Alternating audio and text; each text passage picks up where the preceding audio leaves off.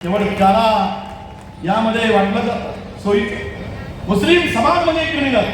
मी काल परवा बोलताना म्हणालो, कालच्या घराच्या ठिकाणी एक जर मुस्लिम असता, त्याच ठिकाणी जर मुस्लिम असता किशोर भाऊ, तर अख्ख्या मुसलमानाची वरात काढली.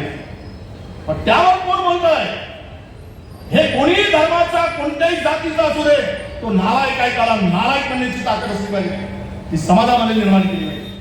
तुम्ही जर शिकलेले सावित्रीच्या लेखी माझ्या पुढे बसलेले अहो, त्या ठिकाणी जे 3 घटना आता अलीकडच्या झाल्या, काय सांगू?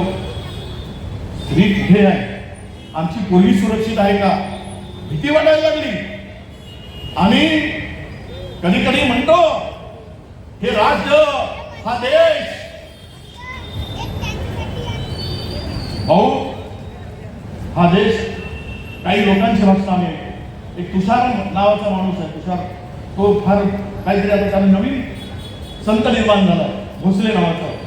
हिंदू राष्ट्र करायचं आहे. कशाला बाबा? मानवतेचं राष्ट्र निर्माण करा, माणुसकीचं राष्ट्र निर्माण करा, माणसाला माणसाशी माणसासम वागणारा राष्ट्र निर्माण करा. पण देशाचे पंतप्रधान आमचे हिंदू असतील आणि आमचा हिंदू खतऱ्यात असेल तर मला वाटतं अशा साहित्यिकाला एका मुसलमानाला देशाचा पंतप्रधान करून टाकलं पाहिजे, म्हणजे हिंदू सुरक्षित राहते.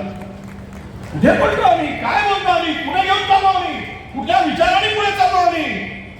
हा विचार तुम्हाला करावा लागेल, नाहीतर तुम्ही गुलाम होणार आहात. या देशामध्ये लोकशाही असेल, बाबासाहेब आंबेडकरांनी संविधान दिलं, त्या संविधानातून लोकशाही मजबूत झाली.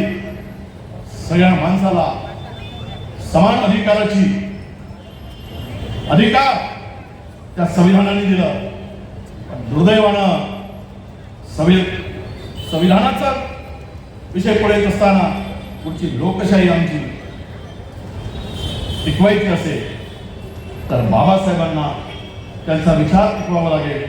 तो विचार टिकेल तर लोकशाही टिकेल. बाबासाहेबांचं संविधान टिकेल तर लोकशाही टिकेल. महात्मा ज्योतिबा फुलेंचा, आई सावित्रीबाई फुलेंचा विचार टिकेल तर लोकशाही टिकेल. म्हणून या विचाराचा वारसा घेऊन या जयंती निमित्तानं आपण पुढे जाऊया अशी आपल्या सर्वांना विनंती करतो.